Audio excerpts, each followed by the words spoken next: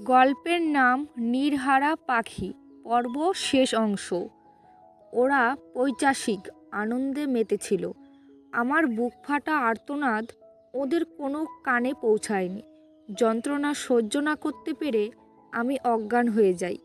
তারপর জ্ঞান ফিরে দেখি হাসপাতালে। ছেলেগুলোকে দেখলে চিনতে পারবেন?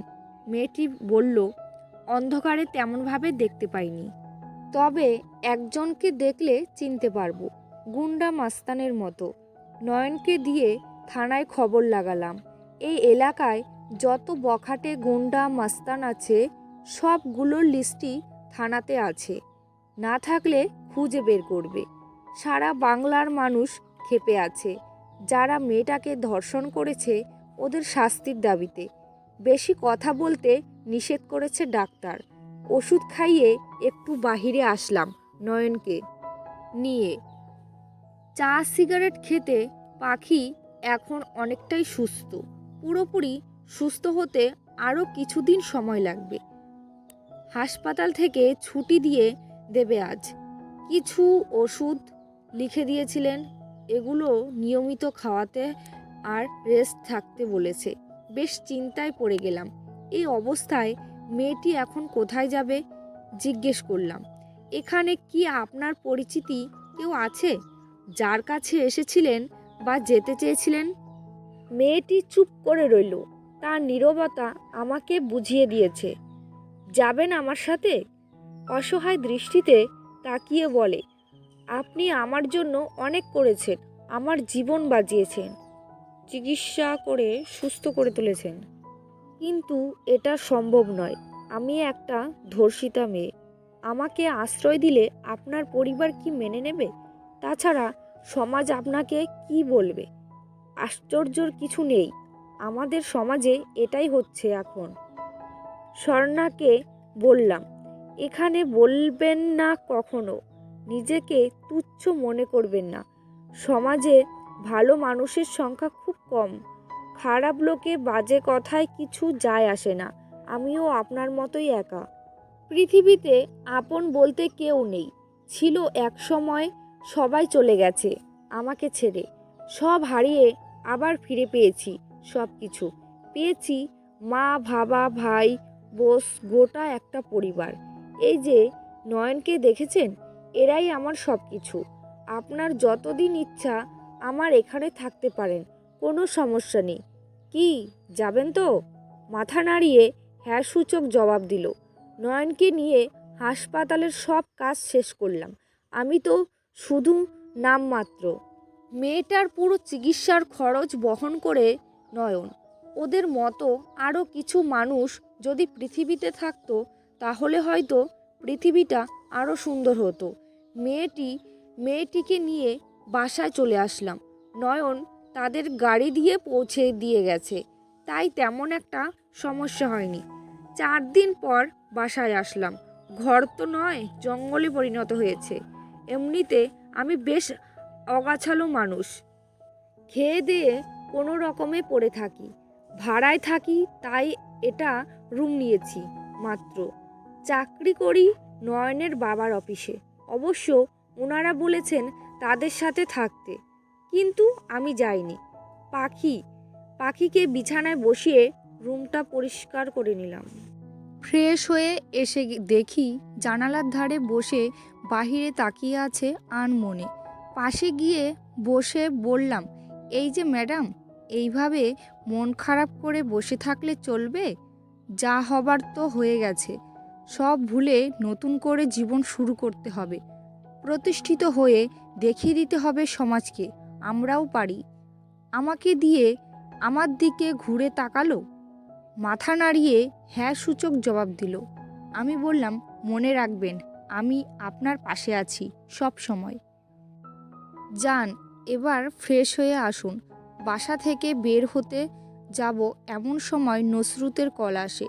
নসরাত আমাকে ভালোবাসে, বিয়ে করতে চায় আমাকে। কিন্তু সমস্যা হচ্ছে, পাখিকে কেন বাসায় এনে তুলেছি, জীবন বাঁচিয়েছি, চিকিৎসা করিয়েছি, ভালোই কথা। তাই বলে বাসায় এসে এক ঘরে থাকতে হবে কিছুতেই মানতে পারছে না। অনেক রাগারাগি করেছে আমার সাথে, আমি কিছু বলিনি। হাতের 5টা আঙ্গুল সমান হয় না কখনো, তেমনি সব মানুষও নয়। নুসরাত আমাকে ভালোবাসলেও আমি ওকে ভালোবাসি না, এসব কল্পনাও করিনি কখনো। সব সময় ওকে ছোট বোনের মতো দেখেছি। আর এখনও মার্কেটে এসে পাখির জন্য কিছু কাপড় কিনলাম। আমার এখানে থাকবে যখন, সব তো আমাকেই দেখতে হবে, তাই না? ফার্মেসিতে গিয়ে ওষুধগুলো কিনে নিলাম। তারপর হোটেল থেকে রাতের খাবার নিয়ে বাসায় চলে আসলাম। আমি খেতাম মেসে, এখন তো আর মেসে খাওয়া যাবে না, ঘরে রান্নাবান্নার ব্যবস্থা করতে হবে। বাসায় এসে স্বর্ণাকে কাপড়গুলো দিয়ে বললাম, দেখেন তো পছন্দ হয়েছে কিনা।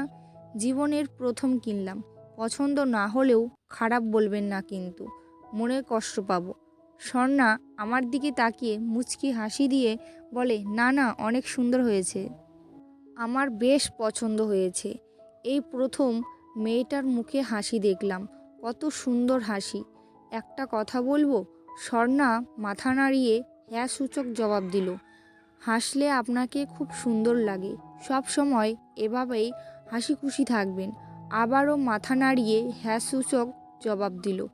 রাতে খাওয়া দাওয়া শেষ করে ওষুধ খাইয়ে বিছানায় ঘুম পাড়িয়ে দিলাম। আমি একটা চাদর নিয়ে মেঝেতে শুয়ে পড়লাম। এক রুমে দুজনে থাকতে হলে এছাড়া আর কোনো পথ নেই। মধ্যরাতে হঠাৎ করে ঘুম থেকে চিৎকার করে ওঠে, সেদিনের মতো পাগলামি শুধু। বুঝতে পারছি কোনো দুঃসময় স্বপ্ন দেখেছে। কাছে গিয়ে হাতটা ধরে বললাম, ভয় পাবেন না, শান্ত হন, আমি আছি আপনার পাশে। আচমকাই আমাকে জড়িয়ে ধরে খুব শক্ত করে। জীবনে প্রথম কোনো নারী পেলাম, অদ্ভুত এক ভালো লাগা, অন্যরকম অনুভূতি। কোনো রকমে বুঝিয়ে ঘুম পাড়িয়ে দিলাম। 2 দিন পর স্বর্ণাকে নিয়ে হাসপাতালে গেলাম। ডাক্তার বলেছিল আসতে, এখন পুরোপুরি সুস্থ আছে। তারপর থানায় গেলাম। নয়ন আগেই সব কিছু করে রেখেছে। এই এলাকায় যত ক্যাডার সন্ত্রাসী বখাটে ছেলে পেলে আছে সবার লিস্ট জোগাড় করে রেখেছে। স্বর্ণা বলেছিল একজনকে দেখলে সে চিনতে পারবে, আর একজনকে ধরতে পারলে বাকিগুলো এমনি ধরা পড়বে।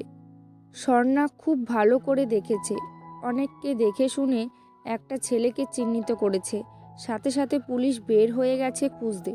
স্বর্ণাকে নিয়ে তাদের বাড়িতে যাচ্ছি, সাথে নয়নও আছে। ময়মনসিংহ শহর থেকে অনেক দূরে, নির্জন এক গ্রাম। নদী পার হয়ে যেতে হয়, নৌকা দিয়ে যেতে আধ ঘন্টা লাগে। প্রথমে সেখানকার থানাতে গেলাম। স্বর্ণাকে দিয়ে তার চাচা চাচির বিরুদ্ধে মামলা করলাম। নারী নির্যাতন পাচারকারীর দালাল হিসাবে পুলিশ নিয়ে এসে গ্রেপ্তার করলাম। স্বর্ণাদের যা সম্পত্তি দখল করে নিয়েছিল সব ফিরিয়ে এনেছি, স্বর্ণার হাতে তুলে দিয়েছি।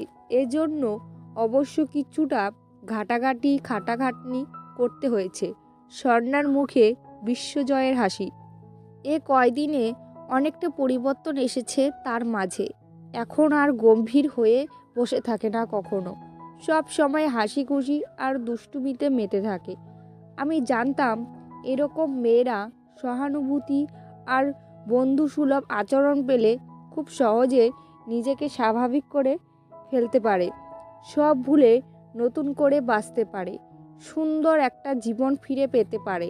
আমিও এটাই চাই, সব ভুলে নতুন করে বাঁচতে শিখুক, হাসি আনন্দে মেতে থাকুক। হাসলে মেয়েটাকে খুব ভালো সুন্দর লাগে, অদ্ভুত এক মায়া রয়েছে, কেমন জানি ডুবিয়ে দেয় আমাকে। দুর্বলতা বেড়েই চলেছে দিন দিন। আচ্ছা, আমি কি তাকে ভালোবেসে ফেলেছি? মনকে প্রশ্ন করি। মন আমার অনেক প্রশ্নের উত্তর দেয় না। নুসরাতের কারণে নয়নদের সাথে সম্পর্কটা কেমন হয়ে গেছে, কেমন জানি দূরত্ব তৈরি হয়ে গেল। আগের মতো এতটা কেয়ারফুল নয়, হয়তো কোনোভাবেই কষ্ট দিয়ে ফেলেছি তাদের মনে। তবে নয়নের সাথে ঠিক আগের মতোই আছে। দুটো দেহে যেন একটা প্রাণ। বন্ধুত্ব বুঝি এমনই হয়। সকালে নয়ন ফোন করেছিল, ছেলেটা নাকি ধরা পড়েছে, আর বাকি 3জনেরও সন্ধান পাওয়া গেছে। বাংলার একটা কথা আছে, কান টানলে মাথা আসে, তেমনি এটাও এমন। একটাকে ধরে পাছায় কটা দিলে বাকিগুলো এমনিতেই বেরিয়ে আসবে। অফিস থেকে বের হয়ে একটু মার্কেটে আসলাম। ভাবছি পাগলিটার জন্য একটা শাড়ি কিনবো। শাড়ি পরতে নাকি বেশ ভালো লাগে। নীল শাড়ি, চুড়ি বেশ পছন্দ, কিনে নিলাম। জানি না কেন, ওর জন্য আমি সব করতে পারি। বাসায় ফিরছি আর ভাবছি শাড়ি দেখে বেশ খুশি হবে, আবারও সেই মায়াভরা হাসিটা দেখতে পাবো। আমার মনে হয় মেয়েদের সবচেয়ে সুন্দর হচ্ছে হাসি, আর ছেলেদের কাছে পৃথিবীর সবচেয়ে মূল্যবান মেয়েদের হাসি। বাসায় এসে পাখিকে ডাকছি, কোনো সাড়া শব্দ নেই। সারা বাড়ি খুঁজে দেখলাম, কোথাও সে নেই। মেয়েটা গেল কোথায়?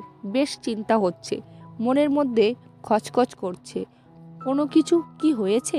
অস্থিরতা বেড়েই চলেছে। হন্য হয়ে খুঁজেছি, কোথাও পেলাম না তাকে। টেবিলের ওপরে একটা কাগজ রেখে গেছে। কাগজটায় লেখা রয়েছে, না বলেই চলে যাচ্ছি। জানি কাজটা করা আমার উচিত হয়নি, কিন্তু কি করব বলুন? এছাড়া আরও কোনো পথ নেই।